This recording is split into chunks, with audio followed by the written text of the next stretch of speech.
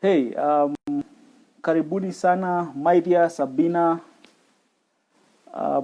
Tuli, Evelyn. I can see all of you. Um, I'm trying to get my guest to join. She's having some trouble, but as soon as she's here, we will get this bus going. But good to see all of you.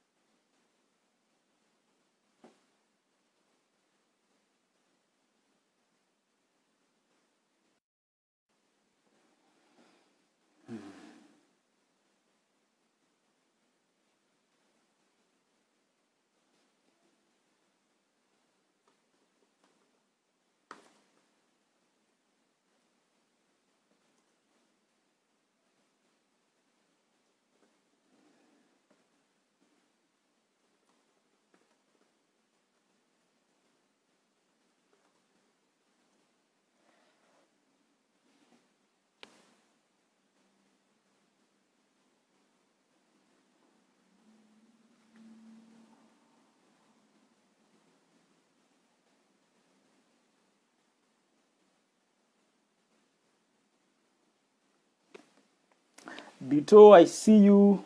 Kiplangat, I see you.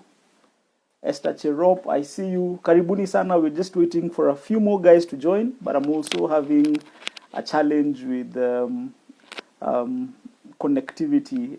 So we are working on getting my other guests to join, and then we will be underway. So a few more minutes, please.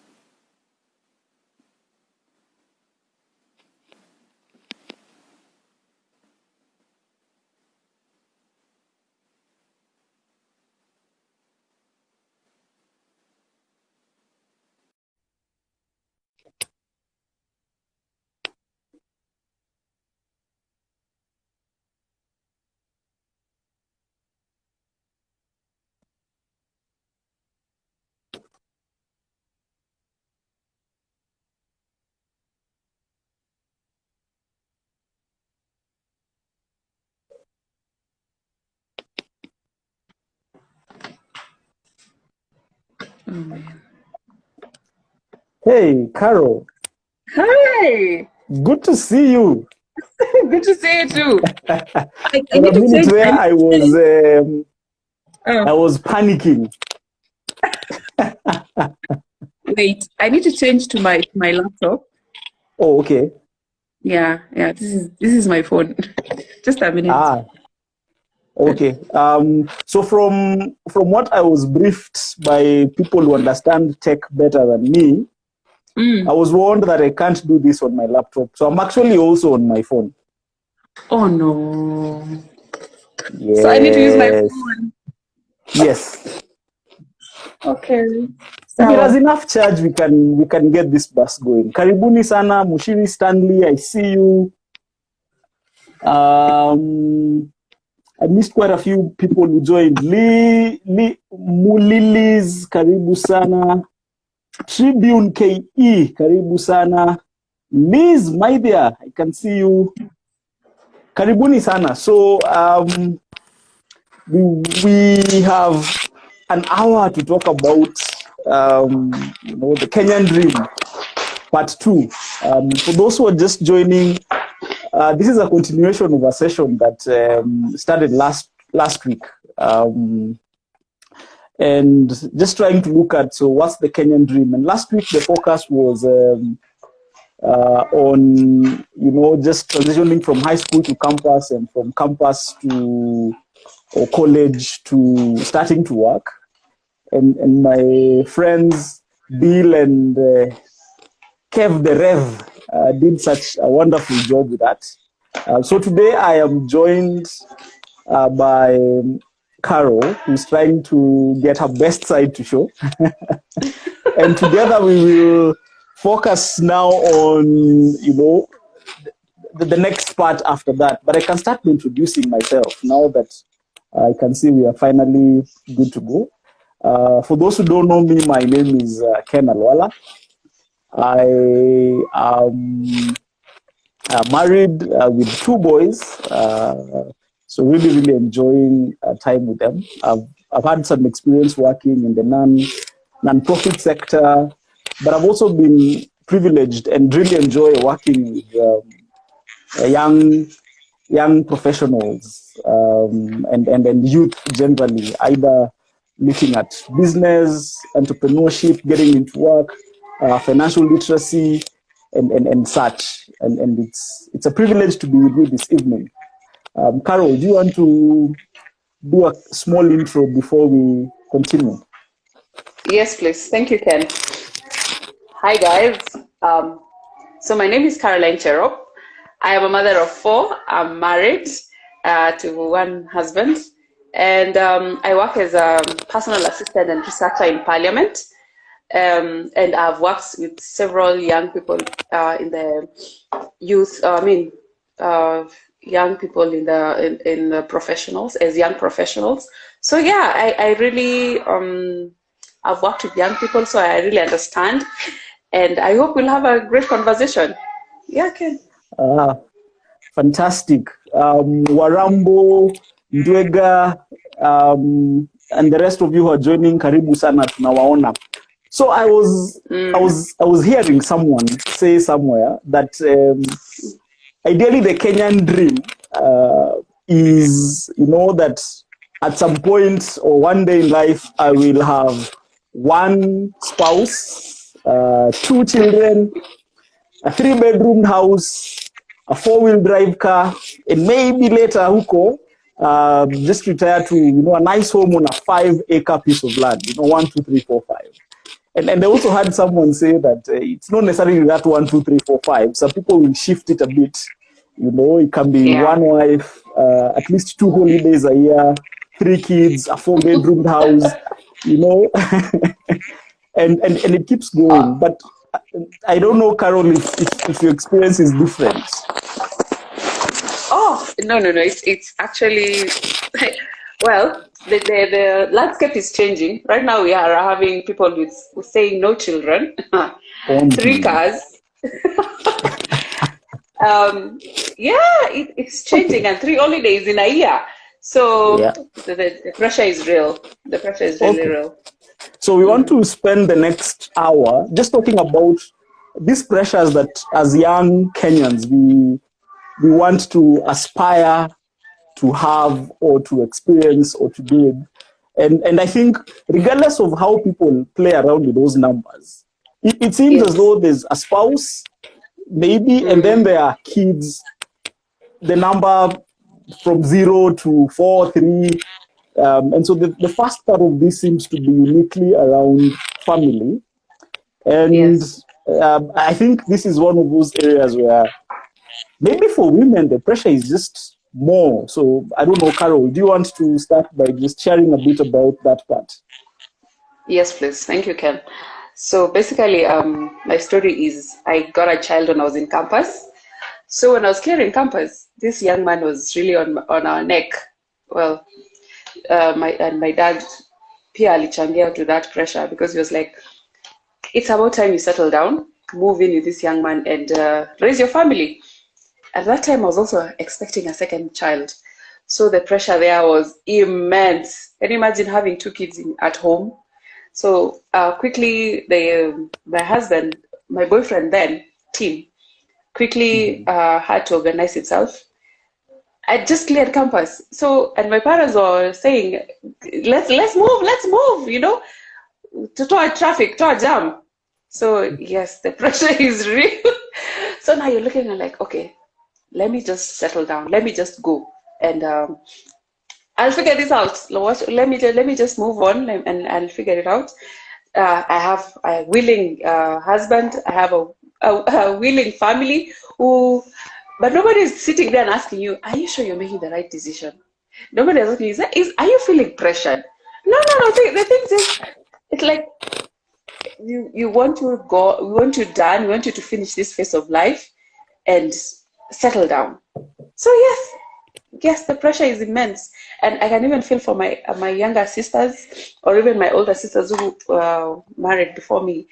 The pressure is real for a woman, and even as you consider the biological clock, there's a certain period of time within which you're supposed to have your babies. So clearly the pressure is real. The pressure is real. And as you approach 30s, especially when you approach 30s and you don't have somebody by your side or a child in sight, people look at you with those eyes of utaleta mchele lini? Utatuita lini? Yeah. So the pressure is real. Mm. So when you're talking about the biological clock, I must imagine that it's uniquely female. The same way, I think for us as men, the pressure at that point seems to be sorted before you bring someone into your own confusion. You know, Please tell us that perspective. So a lot of guys at this point will be wanting to move out of their self-confused house into a self-contained one. Oh, yeah. And they will be wanting to at least do something for themselves before they get married. My own experience with that was different. I actually lived at home until I was moving out to get married. For some time in between there, because my work was in the field and it was a bit farther from where my family lived. I moved into furnished apartment. I mean, some of my friends used to call it a hostel because it was basically a small room that came with a bed and a mattress. But so for me, that idea of really wanting to have it together before I get married was also there. I think also for me, the pressure to get married was slightly taken away. So I had this girl that I had dated since campus, and I had actually proposed to her when we had the campus, and she thought I was joking. So she just laughed it away. But then after campus, she got an opportunity to go and work outside the country for some time, and so we had to plan that. So yes, I was feeling like we want to do this, but we were also just aware of our realities, that it can't come as fast as we wanted. As you were. And yes, of course, after dating for that long, as soon as you're married, there's also the pressure to just say, niaje people, there's watu wengi wako wapi, how soon are you going to do this? Ken. I think as I reflect on just that part, my own reality, I think, is that maybe there was no need pushing myself too much to want to be sorted before I bring someone's daughter into my own house, because there's just a certain joy in building together that I really, really appreciate, and I don't think it would be same if you were there. But anyway, many people are more keen on the second part of these pressures. Someone added in the comments a sixth, which I didn't know. So to get the 1, 2, 3, 4, 5, you need to also have a 6-figure salary. Oh, Jesus. And so it seems as though a second part of this pressure is really just around money and investments and wealth. When you talk about a 3-bedroom house, a 4-wheel drive car, and 5-acre piece of land, at that point, sasa pressure inakuwa ni pesa.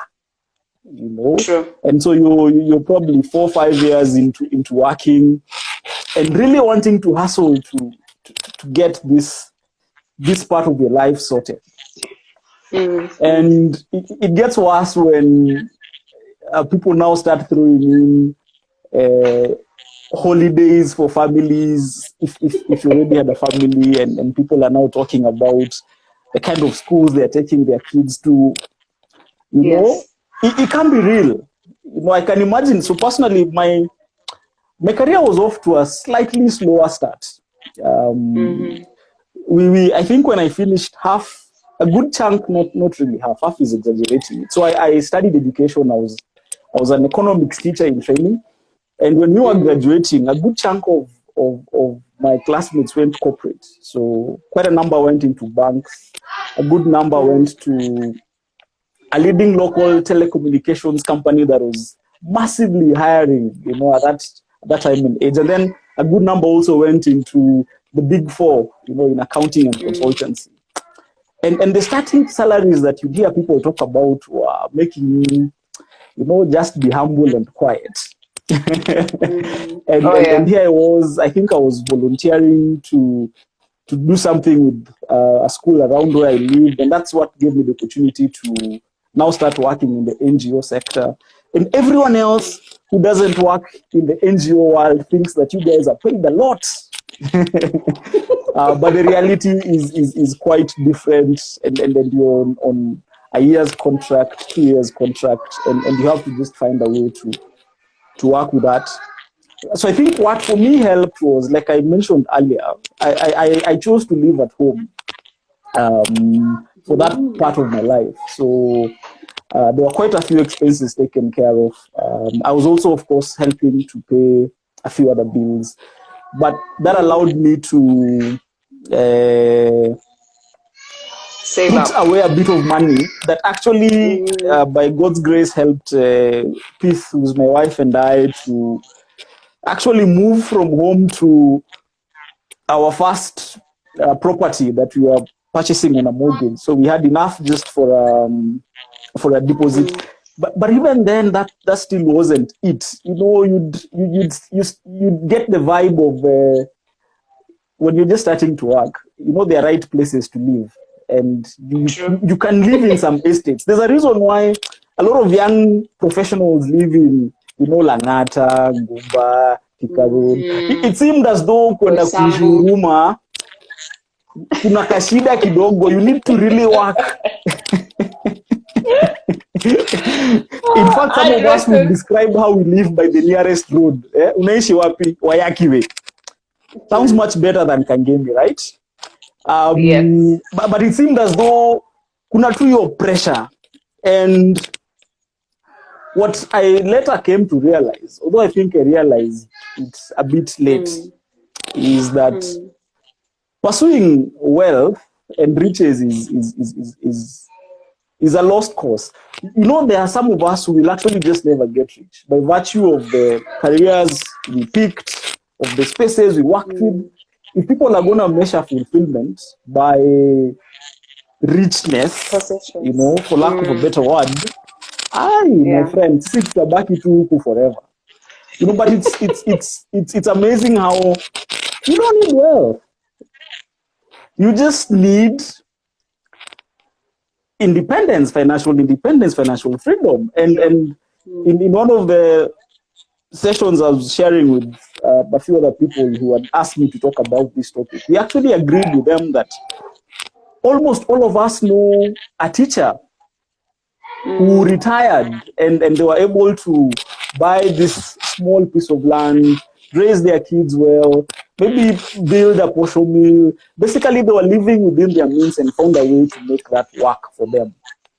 And that's something that we so easily forget when there's Instagram and Facebook and WhatsApp status. You know, I don't know what your own experience here has been.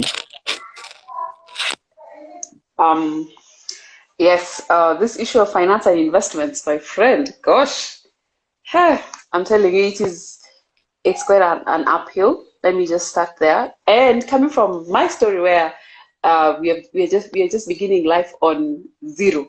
Like I didn't have a job when I got married, and Tim had just started working. So clearly, we were depending on him fully. And there's a baby coming along the way. Our wedding was fully financed by friends and teams, some savings, and of course family. So having that fast is it investment, or even sitting down to even think that you need to put away some money for an investment was something out of this world. There is no time. There is not enough money. The resources are too stretched. So I'm telling you, this thing piled pressure on us, to the point that in the first 3 years of our marriage, we were always living like, when are we going to make it? When are we going to move away from this rat race? When are we going to really sit back and say, oh, at least this month, sina deni nalipa. Wapi. So this has been, even right now, we are not yet there. But I'm telling you, we have taken time to pay off debts. We have taken time to put away some things. Instead of taking loans, now you rather put away some savings. You rather do some small things and put away some money than running into debt and trying to buy those, trying to invest big with loans. So it's a learning lesson. It's a learning lesson. Bado tujafika hapo. We are not yet there. Let me just say, we're turning 9 years in marriage next week. And I'm telling you, I feel like I just got married yesterday. Everything still feels new. Yes. So my take on this is take your time. You are not under any pressure to follow anyone's standard of living. Yeah. Last week, Kev the Rev, KK put that so beautiful in a very different way. He said, sometimes when you look at what people share or post on social media, they are really sharing what is their highlight reel. That one that you've taken 5 cuts and you've edited and you've polished it. Iko hapo, it's a trailer. Umeweka highlights zote ndio watu watake kuona hii movie. But as you're watching it, filters. Yes. You are comparing it to your behind the scenes. Because wewe bado uko in the process of shooting and editing, and it's very easy for you to feel as though the world moved on and you're left behind. Yes. Yes. But I like what you said there, that it is important for people to realize that it's my race at my pace. Exactly.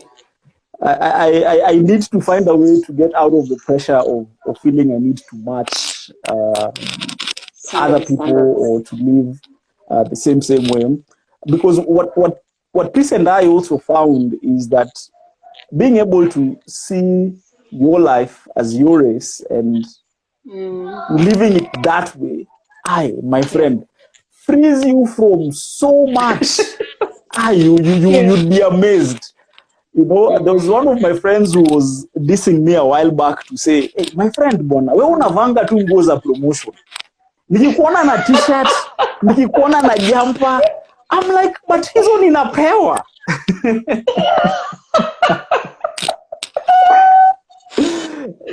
And we shamelessly have, my wife keeps making this joke to other people that we have no brand affiliation. Hata when we are shopping bana, sisi tunaangalianga, this month ni gani yenye iko na ofa mzuri kushinda yenye tulitumia last month. I mean, except for a few core things, but just being able to feel that you don't have to measure up. And for us, that pressure was real. So like I mentioned that we were fortunate enough to scratch a few coins together and put a deposit on a house when you're starting your life together.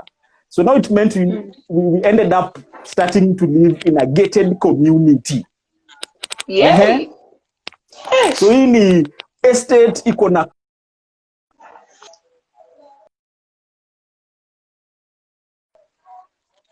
is just disconnecting them. Okay. And I can tell you that if kuna pressure ya Instagram watu wanaonanga, kuna konga pena ka pressure tu kengine kama ali unaishi. It starts imposing almost some airs or standards on you that otherwise you wouldn't care too much about. And you really have to be just careful to say, my race, my pace. I'm not gonna, be carried over and swept away by wanting to really follow up on something that doesn't know. But just talking about this has made me realize, a small part of these things that look as though they're a part of the Kenyan dream, maybe they are just more image. I mean, when you come to think about it, why should I care about how many holidays I take? Because we need to take, kuna ka trip tu kamwaka, hata kama tuenda road trip, ama tuenda ushago na tuite holiday. It seems as though we now have to go for holidays. It seems as though our kids have to go to CBB, ikue academy, ikue group of schools. It seems as though we need to live in the right neighborhoods or along the right barabaras. Places. So I think ultimately a part of this is kutaka what's the word I'm looking for? Ali, before Kilimani Mums became vulgar, the joy of being in Kilimani Mums was to identify kama mtu wa Kilimani, hata kama hawishi huko, as long as you're talking the same language, using the same products, it made you feel as though wewe ni, for lack of a better word, middle class. Na ni middle class ambayo ni upward moving. I don't know what has been. Kwanza umejua wewe given that you work in some of those very high and mighty.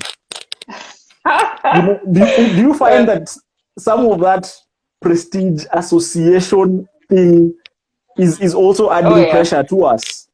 Oh yeah. To conform and live in a particular address. Yes. Yes, it's really there. And so what I find is that you need to be able to step back and realize that, you know what? Yes. What matters is finding something that brings you joy and fulfillment and being true to it and accepting that enyewe, we are all different. Hatuwezi kuwa same. And once you connect with that which gives you joy and fulfillment, you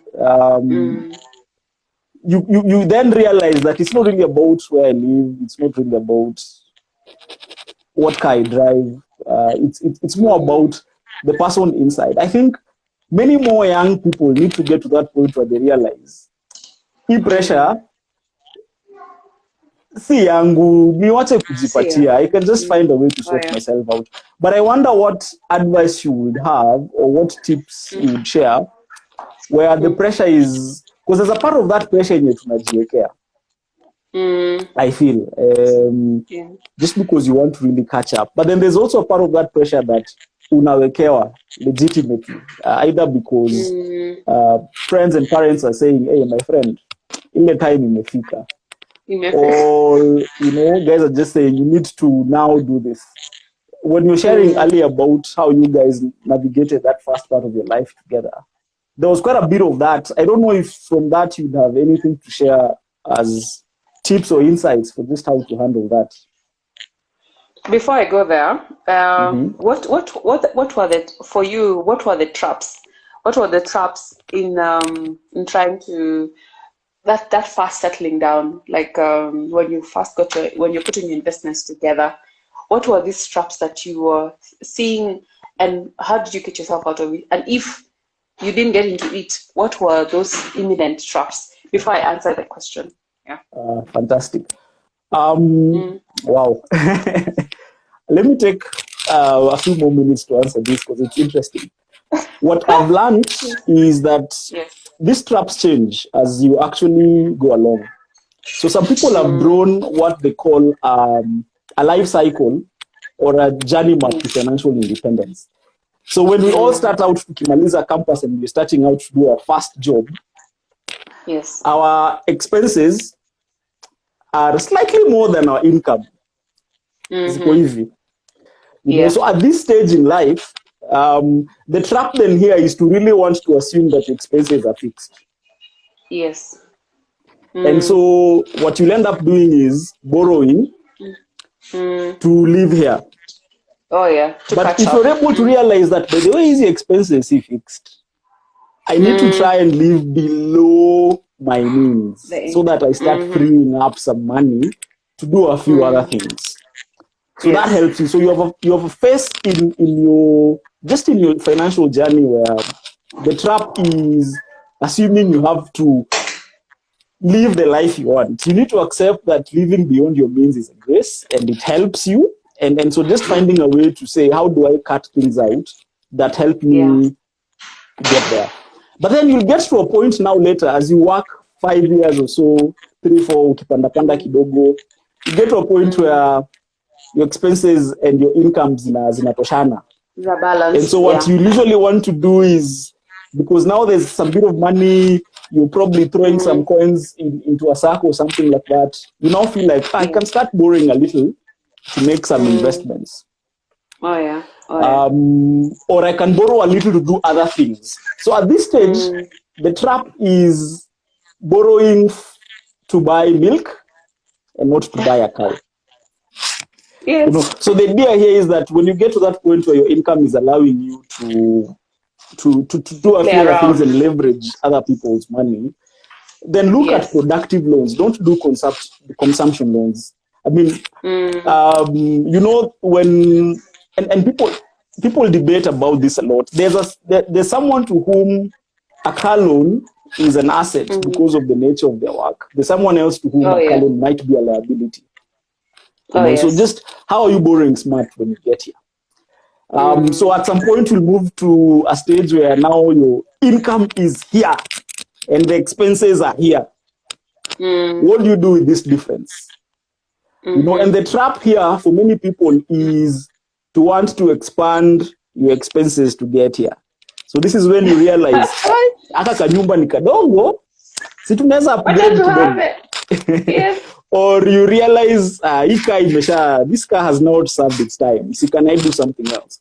Because basically, if you have the discipline to still keep your expenses here and the income here, this gap here can allow you to actually start doing other things or other investments. You know, so Oh yeah. like in our case, the fact that we had committed early to a mortgage, there was no money left. You're really pushing away all that money. And at some point in time, even when you start, because some people at this stage also start clearing the loans they had taken. So now what do you do? Yes. You know, do you now still upgrade, or do you decide, you know what, naweza baki tu hapa and push other things? You know, Yes. that has been the reality for us. Just being able to be aware, because at that point, so later we by God's grace we sorted that out and we were able to do another property that was slightly bigger. And Yes. I'm not sure if Peace has joined this call, but kuna venye at a certain point in our life, owning a bigger 4-bed house but living in a 2-bed flat didn't make sense. You know, and there was that tension to say, but you have a bigger space you can go and use. But you're like, Yes. no, when you look at the goals you have and what you want to go for, this is just fine. That's a tutukae.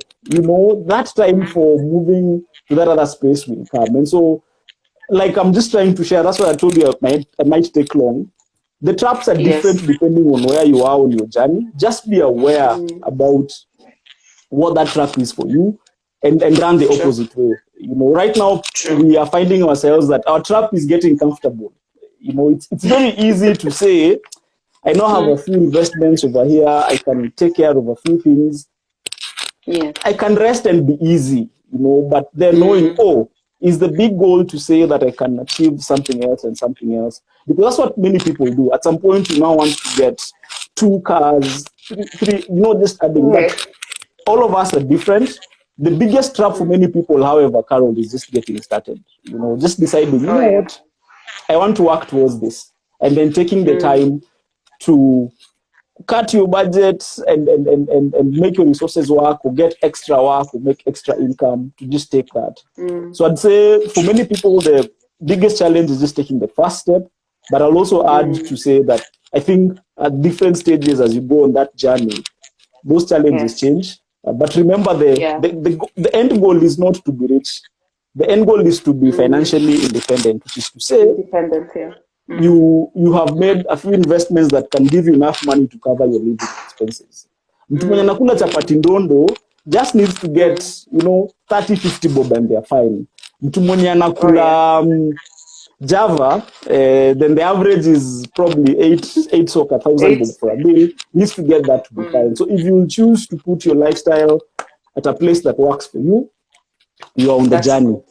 I hope I have answered the way you had expected. You did better. You have really done well. So to answer your question, I've learned that it's the same as you have said, is different goals have different ends. So achieve them at your own pace. Nobody is pushing anyone. And I understand the pressure for young people is, I need to keep up with the Joneses. I need to keep up a certain lifestyle. It's never that serious. Yeah. And so, I think, I don't know if you've also had that experience that despite this pressure being there, you know, COVID has just come and now wreaked an even greater havoc Oh You yeah. know, so it's an unfortunate reality, but I think almost every one of us knows someone who has either lost their job or has been put on unpaid leave for an indefinite period of True. time, or has had to take a pay cut, or whose business has seriously suffered. You know, we probably almost all of us know that. Almost all of us have felt the increased pressure on our M-Pesas, you know, just needing to, you know, reach out to bail people out or help people with certain things.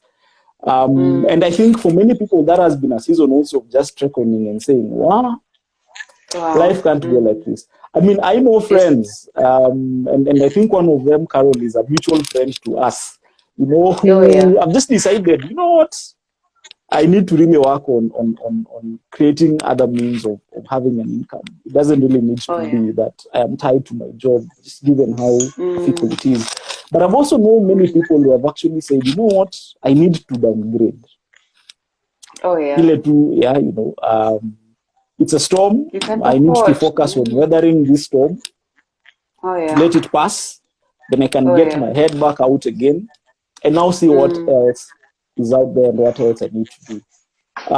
Yes. For the many who have joined in between the story, karibuni sana, Noah, Miss Betty, Ellen Images, Kenyan Ghetto Kid, so many of you who keep joining as we continue. Padley, I see you, Noni Mudoni, Koi, karibuni sana. Good to have you as we continue on Yes. this thing. And actually, I've seen in the comments someone talking about a rat race. Because in reality, if we don't take Kim, that's what it becomes. I like listening to a bit of hip hop, and there's a guy called Riga who says that hata ukimaliza rat race wa kwanza we bado tunifanya. You know, so just saying, get yourself out of it. But so good to have all of you here. If you have any questions for us, if you have, feel free to ask them. Use the question tab. If you get into, if I miss anything in the comments, I'll try. I'll try see Yeah. if I catch anything in the comment line. But I want to start just bringing this towards a close. So for those of us who are joining us, I think certainly for me, and maybe Carol, you can share for you as well later, I've found that one of the things that has really made a difference for me is just knowing Christ and being a Christian. And I say that because knowing Christ has helped me realize a few things that otherwise I would be lost without. You know, I know that my identity is in Him. It's not necessarily what schools my boys go to, what non-promotional items I wear, but that I am defined by something bigger than that. In True. fact, one of my favorite scriptures is really something that speaks to it. You know, that godliness with contentment is great gain. I think I can just trace it and read it in full. All right. You know, so this I think will be in First Timothy chapter 6. Yes. You know, so I'll start from verse 6. But godliness with contentment is great gain. Kutosheka na uungu ni, you know, it's just great gain. That Christ, a lot of people like quoting a Bible verse that says, you know, I can do all things through Christ who strengthens me. Yeah. And that verse in context, really, Paul shares that he has learned how to abound when he has much and how to still abound when he has little. You know, and that it's in the sense of being able to take all things with joy because my coat is cut according to my cloth. has been a joy for Yes. me. It's And nice. so, if anyone is watching, listening to us today, and you are yet to make a decision for Christ, I think I would like to just underscore that for me, that is one of the big differences that has made just the journey a little bit easier. It should not be assumed that Carol and I are talking because we've made it. No, we are Oh yeah. just on a journey like everyone else, who is with us this evening. But, Oh yeah. Yes. personally for me, that turning point is when I got to know Christ, and I learned to live my life according to, the values I pick from the Bible. And that just helps shape and guide a lot of the decisions and respond to a lot of the pressures that I would otherwise feel. But hey, Carol, I don't know what that is like for you. That looks like a legacy for me. Basically, how do we define all these issues and still struggle to define our legacy?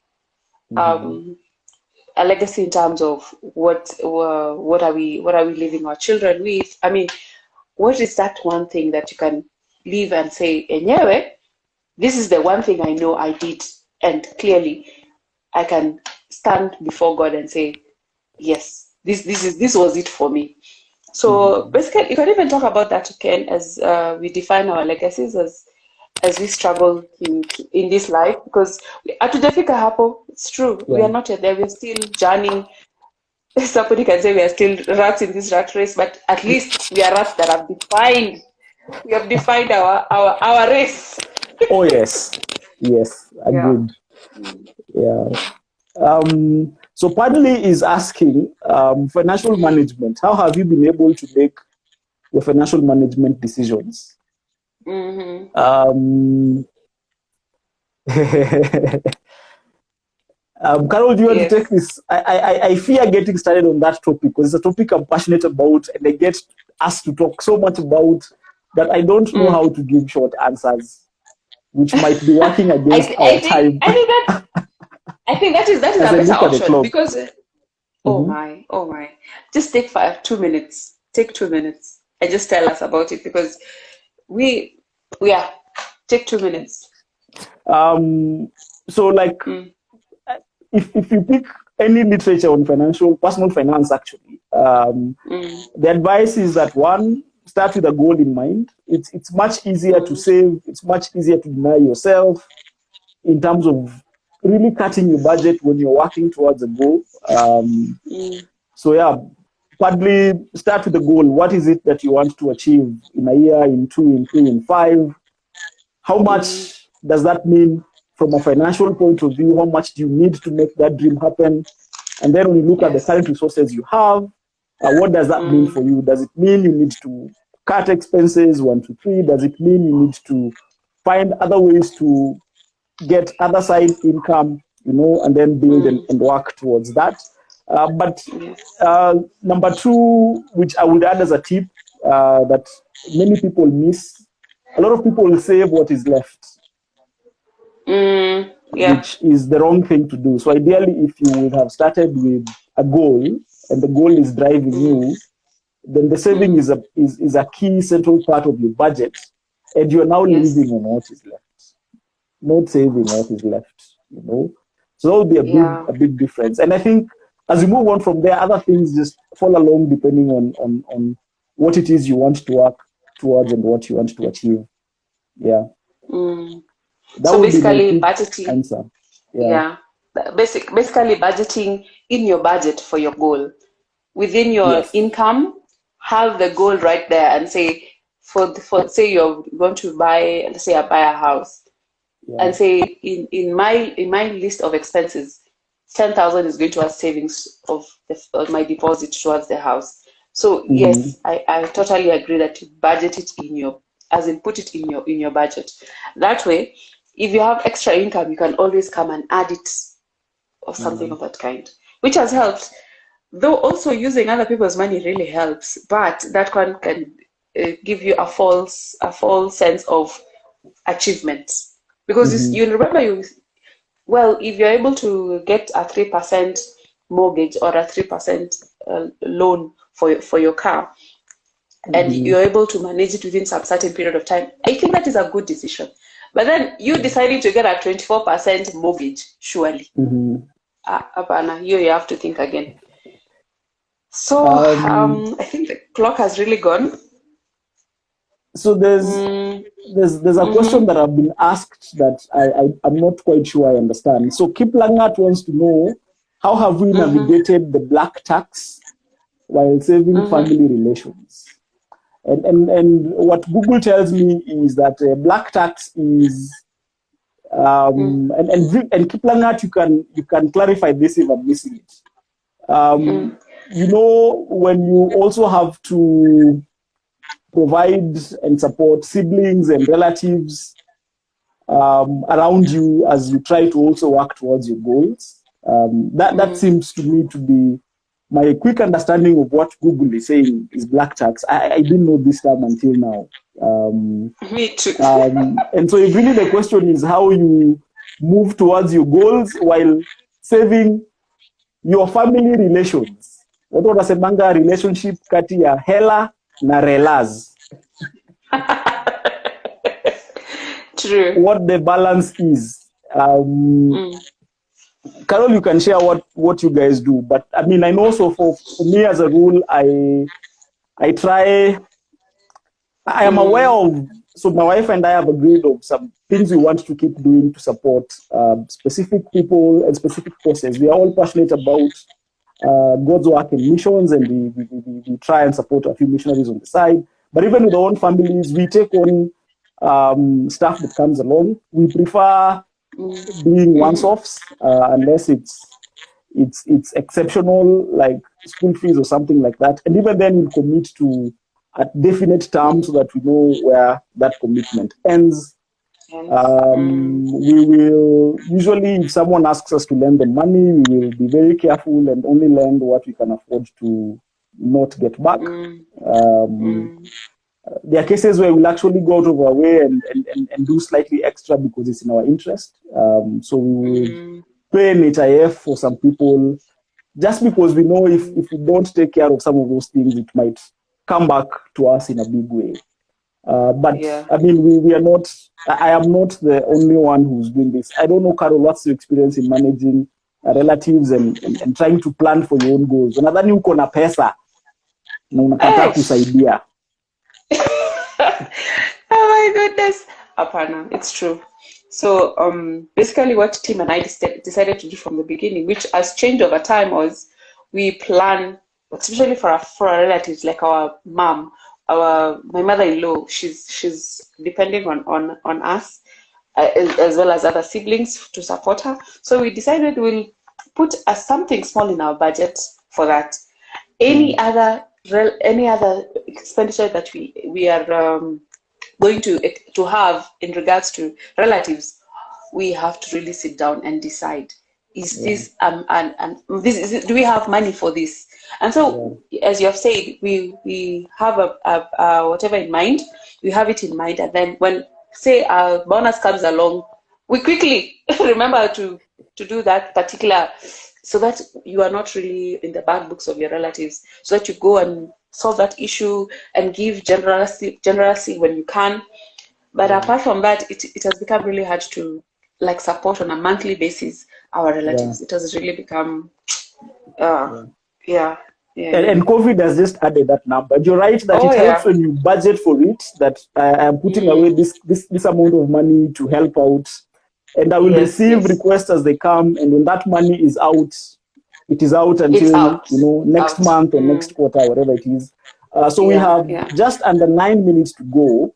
And I think Liz Maithia has a question that they're discussing with Bito that really creates a very good place for us to end this discussion. Remember, I have posted the Life Ministry WhatsApp number, so if you have questions, more comments you want to engage on, feel free to do that there, even beyond this 1 hour that we had for this live chat. But Liz is asking, do we even ever get there? And Bito has gone back to ask, I mean, we need to first start by defining what is there. So as we look at whether the 1, 2, 3, 4, 5, 6 is a mirage or not. So then what is the true north? If you're saying it's not 1, 2, 3, 4, 5, 6. For those who join later, by 1, 2, 3, 4, 5, 6, I'm just referring to this joke about the Kenyan dream being able to have one wife or husband, 2 children, a 3-bedroom house, 4-wheel drive car, 5-acre piece of land, and a 6-figure salary. So that's what I mean by 1, 2, 3, 4, 5, 6. So Liz, Carol, if there is not 1, 2, 3, 4, 5, 6, what is there? What then is the true north, and how do we find our way there? I think you had spoken about this earlier on, where you said godliness is contentment, and defining your own race. Defining, you don't have to follow anybody's race. So if you're not able to have this 1, 2, 3, 4, 5, 6, nobody is telling you you're going to die tomorrow. Who are you comparing yourself with? I think the standards of human beings are a bit flimsy in my case. And I think if you just look upon God and ask for direction, and even yourself, deep inside you, this is the right way to go, you will not get lost. Knowing that you have done the right thing, and even despite this COVID, things are going to work out. Things are going to work out. It's amazing how the Bible defines all these things. So there's a small verse in the Bible, 1 John chapter 2, verse 16, and read, for everything in the world, everything, 1, 2, 3, 4, 5, 6, and beyond, for everything in the world is the lust of the flesh. When you want to have, when you want to get, it's really your flesh craving. It's the lust of the eyes, when you're desiring, when you're coveting, when you're getting full of envy, and the pride of life. When you want to be seen, to be heard, to fit in, to be the man. For everything in the world, the lust of the flesh, the lust of the eyes, and the pride of life comes not from the Father, who is God, but from the world. This world and all these desires will pass, but whoever does the will of God lives forever. So I would say that, this is the true north. The true north is looking inwards, and as you know God, and as God reveals to you himself and helps you discover yourself better, you find things that bring you joy, bring you passion, and that's the road to fulfillment. It's true. God is so fair. You don't need to be wealthy to be happy. And you can find that meaning in Christ and in him. And so as we draw towards a close, I just want to thank all of you who made time to join this chat tonight. Let's take the discussion forward. There's going to be other sessions coming up. I know a lot of people like me struggled. Confession, I am 4 days old in Instagram. I had to do this for this call. And a lot of my friends were asking, why is this not on Facebook Live? Why is it not on Zoom? Because they just felt that, that's what works better for them. So we're likely to explore how some of that can happen in the coming days. But as we leave, we want, my parting shot will be, find God to help you connect with your true north. And as you walk that journey at your own pace, you'll eventually get to make it there. If you don't yet know Christ as your Lord and Savior, I'd like to invite you to make that decision. It's a good place to start. It sort of gives everything else a center on which to hold, and a direction on which to go. I mean, at least for me personally, that has been my experience. And I'd like to invite you to either on the WhatsApp number or at the end of this call, just go ahead and do that. Carol, would you want to make some final remarks and say a prayer as we end? Yes, I would like to just add that you don't have to follow the 1, 2, 3, 4, 5, 6. You can start anywhere.